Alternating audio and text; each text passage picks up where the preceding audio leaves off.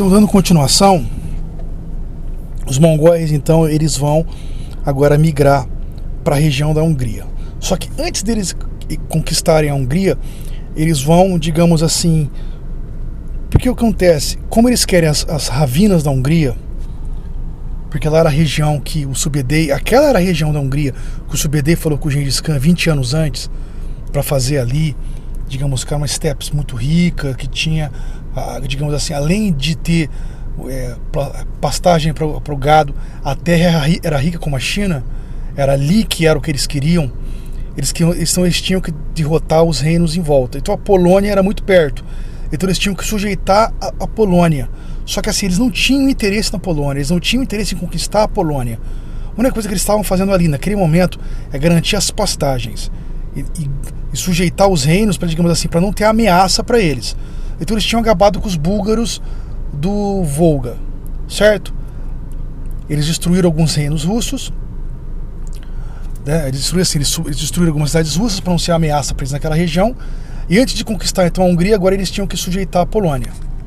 Então no inverno de 1241, os mongóis saíram então daquelas regiões que eles estavam na Ucrânia, né, porque no inverno, lá na tundra lá, os invernos se transformam em estrada no inverno os rios se transformam em estrada de gelo, as terras baixas parecem concreto, então eles conseguiram facilmente tirar a máquina de guerra, apesar do frio, para migrar para aquelas regiões da Polônia. Então ali depois eles começaram digamos, na primavera eles tomaram as cidades ali da Polônia: Lublin, Sandomir, Cracóvia. Assim, tem uma história na Cracóvia que contam para os turistas, isso o autor conta, que ele deve ter ido lá, né, passear, que eles contam para os turistas, né, dizendo que na invasão dos mongóis, a cidade de Cracóvia, quando foi cercada, tinha um homem que, tipo assim, como se fosse um sentinela, que ficava em cima de um lugar bem alto. Ele ficava com uma trombeta, não essa trombeta que a gente entende, mas aquelas trombetas antigas de guerra, como se fosse um chifre.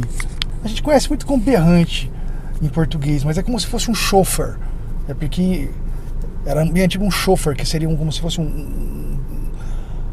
mais de um animal, de um carneiro ou de um boi. Eles falam chofar. E diz então que esse sentinela, ele tocou o chofar, e aí de repente ele foi atingido por uma flecha no pescoço e morreu. E a cidade conseguiu ser salva. Não, de acordo com o autor, a cidade queimou, independente se isso aconteceu ou se não aconteceu. Não está relatado na história a história do sentinela. Porém, isso, independente disso ter acontecido ou não, Cracóvia queimou. Depois eles certearam a antiga cidade que se chamava Wrocław. Eu acho que não se chamava Wrocław. Aí diz que os cidadãos de Wrocław atearam fogo na própria cidade e fugiram para uma ilha fluvial. Depois os mongóis rumaram 40 quilômetros até Liegnitz, que é a atual Legnica hoje. E lá eles, em Liegnitz, juntou digamos, um exército de um cara. Olha, eu vou pedir desculpa porque eu confundi esse duque que eu vou falar agora com o grão-duque Vladimir dos russos, tá? Eu confundi os dois. O grão-duque Vladimir dos russos, ele não morreu decapitado. Quem morreu decapitado foi esse duque aqui, ele chama Duque Henrique o Piedoso, da Silésia. O Duque Henrique o Piedoso, digamos assim, também dizem lendas, se você vai lá na Polônia, que diz que o Duque Henrique o Piedoso venceu os mongóis. O autor diz que não é verdade. O Duque Henrique o Piedoso morreu até, ele perdeu a batalha. Não sei, porque é o seguinte, o que eu posso falar? Eu nunca fiz um turismo na Europa, mas digamos assim, muitos lugares e qualquer parte do mundo você vai, e quando você faz um turismo e os guias locais, bom, com certeza alguns guias locais são historiadores, têm diploma, e eles têm até a obrigação de te contar a verdade, assim, de acordo com os fatos, de acordo com o que está na história, de acordo com o que está registrado. Mas tem guia que não, e tem guia que ele vai contar a história popular, ele vai contar a história local. Até é legal, eu não vou negar que é interessante, e também não vou negar que toda a história popular é mentira, porque a história popular, digamos assim, ela não é completamente exata, certo? E muitas vezes, para algumas regiões, alguns líderes que morreram, muitas vezes eles contam que não morreu. Isso é todo lugar do mundo, para favorecer aquela região, para, sabe, acontece isso sempre acontece. Então, talvez alguns guias, muito tempo atrás, começaram a contar que esse duque Henrique Piedoso, que foi uma figura famosa na época, não morreu e venceu os mongóis. É mais fácil você, para aquelas pessoas daquela época que sofreu e que foram sacrificadas, os descendentes dela, ter essa ilusão de que, apesar da morte de tantas pessoas, eles conseguiram vencer e derrotar os mongóis ali. Não foi isso que aconteceu, mas essa ilusão ajudou certas gerações a passar adiante, e o que é ensinado hoje é que eles venceram. Mas assim, eles não venceram. Mas enfim, dando continuidade aqui, daí eles juntaram um exército. Nessa época, digamos assim, o rei parece que se chamava Venceslau. Só quem tinha formado o exército era esse Duque Henrique Piedoso. No exército dele era uma confusão, o exército do Duque Henrique Piedoso. Como foi o exército lá atrás dos russos, que tinha russos, eslavos e tinha vários povos?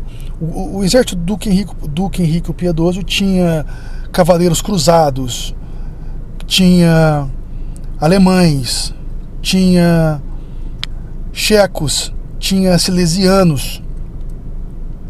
Era uma confusão de povos.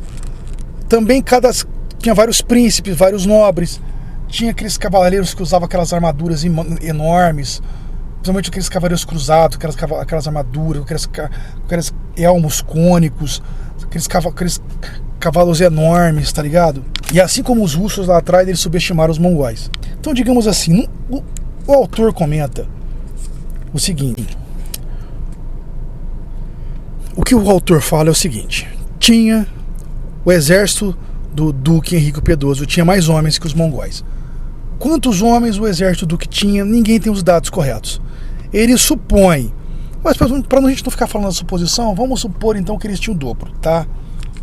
Só que uma coisa que, apesar de eles serem mais homens, como o exército russo lá atrás, naquela campanha de 14 anos antes, ou na época já 16 anos antes, eles tinham feito, certo, contra os russos, que tinha aquele enorme exército, e os russos subestimaram, os mongóis tinham nessa época mais armas, eles tinham mais táticas, eles tinham mais estratégia, eles tinham mais agressividade.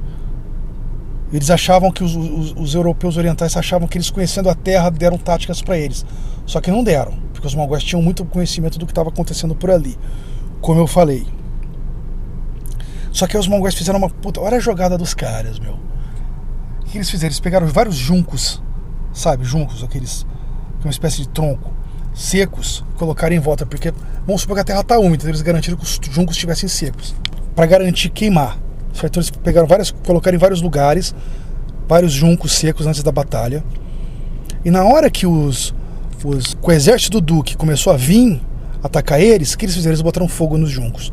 O que aconteceu? Virou uma cortina de fumaça, tá ligado? Aí os mongóis começaram a correr em volta dessa cortina de fumaça, e os tolos do exército do Duque achando que os mongóis estavam perdidos. Os mongóis não estavam perdidos, até eles sumiram numa região que tinha muita queimada mesmo.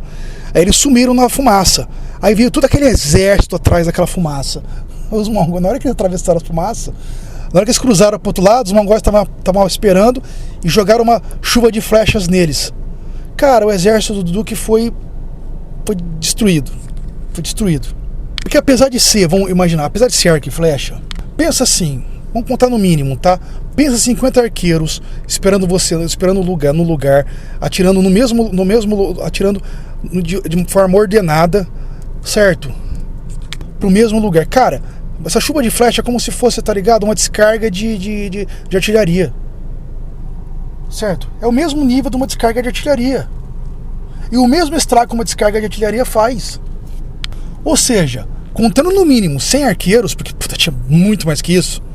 Nós estamos montando aí que os mongóis tinham um exército. Eles chegaram com 150 mil homens, entendeu? Então eles não deviam ter mais 150 mil, morreram muitos. Mas, pô, nós estamos falando de muito mais de 50 mil arqueiros aí ou seja, porra, uma descarga de mais de 50 mil arqueiros faz um estrago em qualquer exército. Ainda mais um exército que não está esperando, um exército que está montado principalmente em cavalos. E por mais que você tenha armaduras pesadas, certo? Pô, muitos ali vão morrer. Aí eles, assim, não todos morreram ali. Aí eles começam a fugir, certo? Na fuga, o Duque Henrique o Piedoso caiu do cavalo. Os mongóis foram pegar os prisioneiros, inclusive o Duque Henrique o Piedoso, tiraram todas as armaduras dele e tal, deixaram ele pelado e arrancaram a cabeça do Duque o Piedoso. Aí pegaram a cabeça do Duque, colocaram a cabeça do Duque em uma lança, e antes de tomarem a cidade de Liegnitz, que é a atual Legnica, eles desfilaram a cabeça do Duque em volta das muralhas e depois tomaram a cidade de Liegnitz.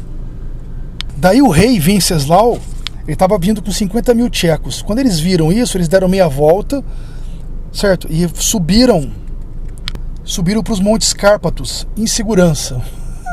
O rei falou, o quê? Negativo. Vou subir os montes, depois eu vejo o que eu vou fazer. Então, em um mês, os mongóis, nessa região da Polônia, eles dominaram 4 cidades importantes e tipo, sujeitaram a nação. Daí eles migraram para a Hungria. O que estava acontecendo na Hungria?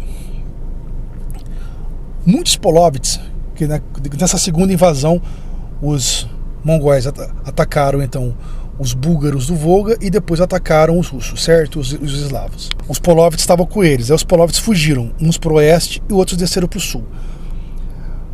Então existia ali na Hungria muitos polovets. E o que o rei da Hungria fez? O rei da Hungria se chamava Bela IV. O rei Bela IV, então ele colocou os polovets como seu exército pessoal. Só que os barões da Hungria odiavam os polovets. E odiaram a ideia do rei colocar os polovets como seu exército pessoal, porque isso dava muito poder para o rei. Então, digamos assim, para começar, aí já não é um exército completamente unificado, certo? É um exército que entre si tem muitas rixas.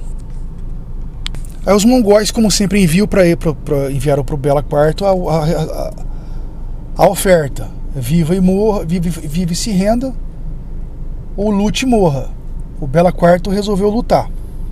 Aí o Bela IV ele fez uma jogada. Ele colocou um exército, eu não lembro a cidade, tá? Perto de uma grande cidade ali da Hungria, certo? E do outro lado tinha uma província.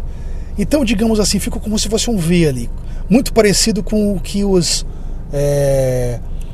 Asha queria fazer contra os mongóis, quando ele chamou os mongóis para lutar lá atrás, que eu contei a história, quando ele chamou os mongóis para lutar na terra de Alashan, que ficava como um V entre 2 cidades importantes dos Xixia.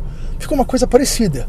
O rei se posicionou numa região, então de um lado atrás, digamos assim, ele tinha uma cidade importante para dar o apoio e enviar tropas, e do outro lado tinha uma província com cidades mais pequenas, mas que podia mandar homens e alimentos e armas dos dois lados.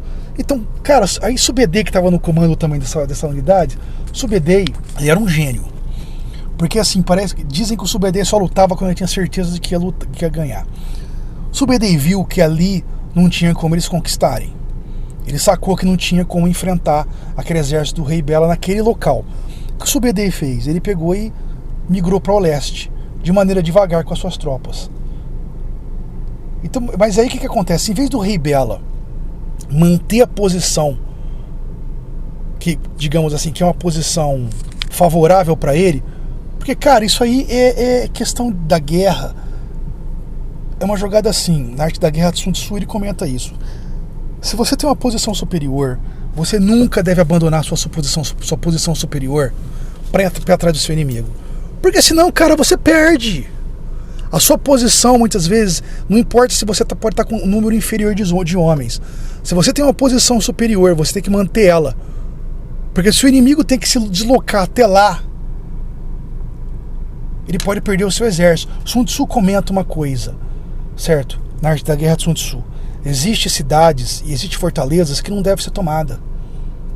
Porque você pode perder seu exército ali. Ele mesmo fala, muitas vezes você consegue derrotar um império, um país, sem tomar aquela cidade.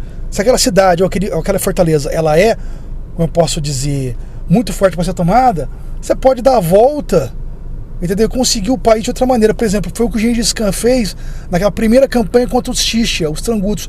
Ele não ficou fazendo cerco nas cidades menores, ele foi direto para a cidade principal. Assim como também eles não fizeram a guerra em Alashan. Eles contornaram Alashan. Certo? O que o rei Bela tinha que ter feito ali, o Bela IV? Ele tinha que ter mantido posição.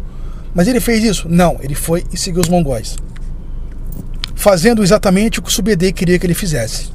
Aí eles seguiram o Subedei, os mongóis atravessaram o rio Kara, não lembro o nome do rio, tá? Enfim, eles atravessaram um rio grande ali, daquela região da Polônia, certo? E aí Subedei ficou esperando eles do outro lado do rio. Mas quando o exército do rei Bela atravessou o rio, ele veio também do exército do rei Bela com cavaleiros, com suas armaduras bem grandes, com arqueiros Polovets, certo? Eles vieram com os barões da Hungria. Eles atravessaram uma ponte, porque tinha uma ponte sobre esse rio e tinha uma torre que guardava essa ponte. Eles atravessaram, os mongóis não passaram por lá, eles atravessaram o rio. Eles esperaram do outro lado do rio. Aí o exército rebelde atravessou o rio e essa ponte, e para garantir a segurança, ele reforçou a ponte com a torre, com seus homens. Então ele fez, digamos assim, aí como o exército do Mongol estava do outro lado do rio, depois de 6 dias para frente, o Bela ele reforçou o exército dele com vagões, com aquelas carroças bem grandes, e colocou correntes em volta, como se fosse assim, para 2 fortalezas. Então ele tinha a torre e ele tinha essa fortaleza de vagões, assim, de carroças assim, com correntes. Que cagada, mano, porque de repente estava com uma posição superior atrás, mas perto de uma cidade. Tudo bem, ele tá com uma torre, ele tá com vagões. Subedei não atacou, ele mandou o Expresso Pônei, que eu já expliquei o que é Expresso Pônei, que é o autor chama de Expresso Pônei, que é um sistema digamos, de informação que os mongóis utilizavam. Mas eles também utilizavam o Expresso Pônei, o sistema de informação, como batedores. Então os cavaleiros viam que tinha tropa na frente, tinha tropa atrás. Aí os batedores do Expresso Pônei notificaram Subedei dizendo que não tinha exército atrás. Digamos assim, não teria reforço. Tipo, tinha outros cavaleiros, mas não era um grupo de exército. Então todo o exército estava ali. Ou seja, o tolo levou tudo que ele tinha, em vez de dividir. Certo? Aí o que o Subedei fez? Aí ele pegou e dividiu os grupos. Primeiro ele dividiu assim, ele mandou 2 grupos de ataque. Ele mandou um grupo atacar as carroças, ele mandou outro grupo com arma de cerco atacar a torre, e depois ele mandou um outro grupo de mongóis atravessarem o rio. Por que os cavaleiros da torre não conseguiram nesse momento atacar os mongóis que estavam atravessando o rio? Porque estava muito ocupado. Porque assim, eu suponho, porque o autor não fala, e quando eles atravessaram o rio pela primeira vez não foi muito perto da torre e dessa ponte, porque senão teriam sido atacados. Mas agora eles atravessaram bem perto. Mas os caras da torre estavam muito ocupados lutando contra os mongóis, estavam atacando eles com arma de cerco, certo? Aí o que acontece? Esses mongóis, eles atravessaram o rio e ficaram escondidos digamos, numa região de floresta depois da ponte, certo? Aí Subedei estava fazendo um ataque. Aí o que acontece? Isso aqui é da Guerra de Sun Tzu. Eu não sei se esses caras, Subedei e Gengis Khan, tinham acesso ao Sun Tzu, ou se os caras simplesmente eram verdadeiros gênios militares. Enfim, não importa. Porque se eles seguiram o Sun Tzu, seguiram a risca, e se eles eram gênios militares, também eles eram muito fodidos. Porque, cara, o que o Subedei fez? Isso aqui é da Guerra de Sun Tzu. O Sun Tzu fala o seguinte: quando você está cercando um inimigo, nunca cerque o seu inimigo e sem deixar ele ter uma válvula de escape, sem deixar ele ter uma saída. Por quê? Porque se o seu inimigo fala, cara, eu não tenho pra onde fugir, quando ele vai lutar pela vida, velho, o Sun Tzu fala que ele já viu uma vez, ele viu um cachorro, digamos, sarnento, pequeno, digamos, eu não falo o estilo, eu tô dando um exemplo aqui, ser perseguido por 3 ou 4 cães, maiores que ele. Aí esse cachorro fugiu. Aí ele foi, de repente, ele foi cercado numa viela, num beco sem saída de uma rua. Não tinha para esse cachorro pequeno fugir. esses 4 cachorros ou 3 cachorros cercaram ele. Sun Tzu conta que ele entrou num ataque de fúria tão grande que ele aleijou um dos cachorros e machucou o outro mortalmente, e os outros cachorros fugiram. Digamos, um saiu aleijado e o outro saiu mortalmente ferido, e os outros 2 fugiram. E esse cachorro conseguiu escapar, machucado, mas não mortalmente como os outros. Ou seja, Sun Tzu fala: nunca faça isso com um homem. Nunca coloque um homem sem ter válvula de escape, porque se ele vai lutar contra você com uma fúria, sendo que ele não vai ter válvula de escape, que ele não vai ter saída. Sun Tzu fala: mesmo que você quer destruir esse cara, sempre deixa ele ter a ilusão de que ele pode fugir. Foi o que o Subedê fez. O que o Subedê fez? Ele pegou então e ele mandou recuar o grupo que atacava a torre. O que acontece? Dando espaço para o exército do rei Bela fugir pela torre, fugir até a torre e atravessar a ponte. E foi exatamente isso que os soldados fizeram. Quando eles viram que tinha um caminho de fuga, porque acontece o seguinte: os mongóis cercaram ele em volta das carroças, cercaram ele em volta das torres, não tinha para onde os caras fugir. De repente o exército do Subedê recua. Eles conseguem ver o caminho de fuga, eles vão e fogem para a torre.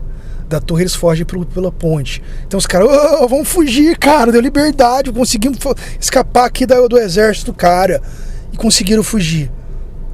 Aí quando os caras atravessaram a ponte pro outro lado, aí quando o exército estava passando, de repente os mongóis vêm pelas laterais e esmaga o exército do rei Bela. O rei Bela IV conseguiu fugir. O rei Bela IV fugiu para as florestas das montanhas do norte, e depois ele foi até a Áustria, ele atravessou a Croácia, foi até uma ilha do mar, e essa ilha até pertencia aos venezianos. Ele se refugiou numa ilha para fugir dos mongóis. Que alguns desses soldados que conseguiram fugir dos mongóis, eles foram depois dentro de uma igreja. E diz que tinha um monte de gente dentro da igreja. Aí, os mongóis foram, eles acharam que os mongóis iam respeitar. Os mongóis atacaram fogo na igreja, morreu todo mundo. Aí, os mongóis depois eles foram para o oeste da Hungria e destruíram várias cidades e vilarejos. Daí eles foram numa região do Danúbio, e aí, digamos assim, eles deixaram vários fazendeiros vivos, aí os mongóis começaram a emitir moedas. Por quê? Eles estavam querendo fazer o que o Chutzai fez lá atrás. Pegar, que eu contei quando o Chutzai manteve os Jin, quando os Juchen caíram, definitivamente a cidade de Kaifeng caiu, o Império Juchen caiu definitivamente, o Chutzai transformou em 10 distritos, não é? E para dar um jeito para os fazendeiros dar o lucro, certo? Os habitantes daquela região dão lucro. Aí os mongóis estavam aprendendo com isso, então eles falaram: vão deixar os fazendeiros vivos e emitiram moedas para dar lucro. Só que é o seguinte, Camil, ali era uma campanha militar, não tinha nenhum Chutzai. Os caras que estavam com ele, apesar de entender sobre moeda, taxação, eles não fizeram um governo civil como o Chutzai fez, que tinha que ter um acordo e uma maneira mais fácil de falar com os fazendeiros para conseguir gerar lucro. O que acontece? Claro que o lucro não foi o que eles esperavam, porque não tinha, como eu falei, não tinha nenhum Chutzai, não tinha um governo civil ali com uma administração mais eficaz. Então o lucro foi muito pequeno. Aos mongóis, esses fazendeiros são imprestáveis. Eles não prestam nem para dar lucro. Isso na concepção deles, claro, porque eu falei, foi erro deles. E assim, eles estão aprendendo, só que eles não fizeram uma administração correta. Aí, bom, enfim, já que o fazendeiro não presta para dar lucro, então eles mataram todos os fazendeiros. Tudo bem, certo? Enfim, os mongóis conquistaram a terra que eles queriam. Eles conquistaram as colinas da Hungria, os campos da Hungria, que era o que eles tinham falado 20 anos antes, como o Subedê diz que eu tinha conversado 20 anos antes. Conquistaram aquela terra para ser uma nova terra nômade, para certa população da Mongólia ser levada para lá e o estilo de vida mongol permanecer, e eles puderem depois fazer aquele lugar como trampolim para conquistar outras terras. Maravilha, cara. Eles conquistaram o que eles queriam. Pensa bem, eles conquistaram. Chegaram a conquistar os estepes da Rússia. Derrotaram a Polônia, mas eles não ficaram na Polônia, eles subjugaram a Polônia para a Polônia não ser uma ameaça para os campos da Hungria. Derrotaram os búlgaros do Volga. Para quê? Para os búlgaros do Volga não serem uma ameaça também, se eles precisaram levar para utilizarem o rio e os caminhos em volta do rio, com pastagem ou como translado para caminho, e certo? para eles poderem caminhar, para poderem, digamos, para se locomoverem. Então eles destruíram os búlgaros, o Volga, para isso. Então eles conquistaram. Então você imagina, de repente, os caras não fumavam charuto, mas eu imagino então o Subedê e o Batu sentando bem numa montanha e conversando numa fogueira bem alto ali, falando, conquistando, com toda aquela vista. Tudo isso é nosso. Pensa assim, cara. Em 4 meses, porque foi 4 meses o tempo que eles subjugaram a Hungria e a Polônia. Em 4 meses eles derrotaram as forças da Europa Central. Mas aí, de repente, no ano de 1242, 1243, sumiram. Os mongóis desapareceram. O rei Bela ficou sabendo, o rei Bela IV, quando ficou sabendo que os mongóis desapareceram, ele voltou, né? Quando ele volta, ele encontra a população dele, só encontra cidades queimadas, corpos em decomposição e a população dele reduzida ao canibalismo. Outras pessoas lucraram com isso, com os mongóis de repente desapareceram. Os venezianos lucraram com isso, eles não ofereceram nenhuma ajuda quando existia a ameaça mongol, não investiram em nada, não deram nenhuma ajuda, ao contrário, eles cobravam dinheiro e eles lucraram muito com a invasão mongol, porque várias cidades portuárias naquela região do Volga, naquela região do Danúbio, naquela região que passava outros rios afluentes dali, na qual desce o Mar Negro e eles tinham, digamos assim, eles subiam para os afluentes, para esses rios. Várias cidades portuárias ofereciam, digamos assim, portuárias em rios, ofereciam, digamos assim, uma concorrência naqueles lugares contra os venezianos, porque eles eram do local, eles conheciam mais a população e eles tinham acesso. Além do que, muitas dessas cidades pertenciam aos reinos, então com certeza os venezianos tinham acesso para ir vender, só que eles tinham que concorrer com essas outras cidades. De repente essas cidades não existem mais, ou o que sobrou daquelas cidades é muito pouco, eles não têm mais uma frota eficaz, não tem mais nada. Então os venezianos ganharam o monopólio ali. Então para eles foi lucro.